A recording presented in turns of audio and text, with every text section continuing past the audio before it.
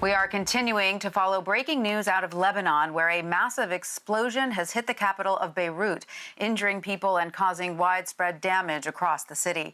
It reportedly happened in the port area of Beirut, but it's not clear yet what caused the blast. Witnesses told the Associated Press they saw many people injured by flying glass and debris. Lebanon's health minister has already spoken about numerous injuries and extensive damage.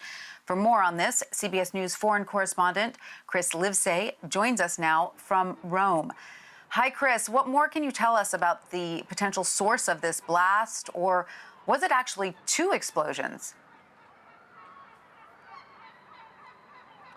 Well, Tanya, to call it a big explosion just seems like an understatement. And the number of blasts is also still very hard to determine. According to state media, it was a fireworks explosion inside of an area where they were keeping these explosives. However, military sources have told Al Jazeera and other media that this was an area where they kept confiscated explosives. However, it's important to emphasize that this is breaking news and it's just too soon to confirm the actual source of the explosions. And it did indeed seem like a series of small explosions that crescendoed in that massive explosion that you've seen that rippled throughout the entire city, causing damage from miles away, not just throughout the rest of the city, but even out to sea.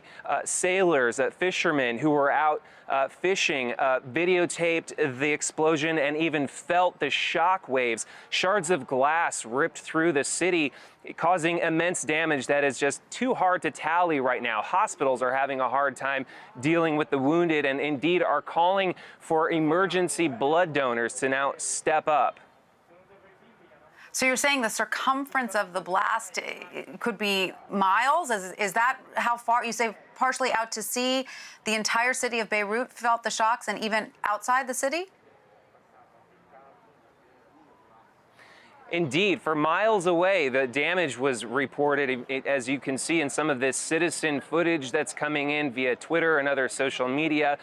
You can see just how quick the speed of light is compared to the speed of sound, because the explosion hits and then many seconds go by in some cases before the actual shock waves hit the people who are taking this citizen footage. So again, it's just very hard to overstate the intensity of this blast, which left an enormous mushroom cloud in its wake. And indeed, we just don't know how many people have suffered, how many people have been injured or killed by this blast, which couldn't have come at a more sensitive time when there are already various political explosions taking place in the midst of the coronavirus outbreak. There is an economic turmoil that is just unparalleled anywhere else in the world right now. The local currency has collapsed, and this comes just before the UN was preparing to release a verdict on Friday in the case of the bombing that killed former Prime Minister